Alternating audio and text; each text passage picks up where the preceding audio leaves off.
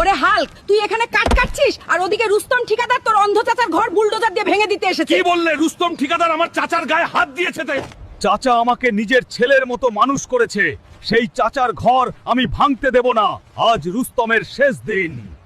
Hulk ভাই, সর্বনাশ হয়ে গেছে। রুস্তম ঠিকাদার পুলিশ নিয়ে আসছে। সে বলছে 20 লাখ টাকা না দিলে এখনই চাচার ভিটে মাটি দখল করে নেবে। 20 লাখ টাকা গায়ের জোরে দখল দেখাচ্ছি ওকে, মজা। আরে হাল্ক, তোর চাচা এই জমি আমার কাছে বন্ধক রেখেছিল। 20 লাখ টাকা দে। 20 লাখ টাকা এত কম সময় এত টাকা কে দেবে?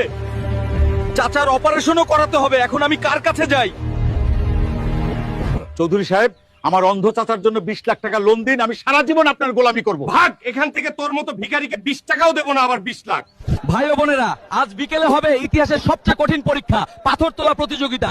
যে এই বিশাল পাথর তুলতে পারবে সে পাবে নগদ 20 লাখ টাকা। এই যে দেখছেন 500 কেজির পাথর, আমার এই লোহার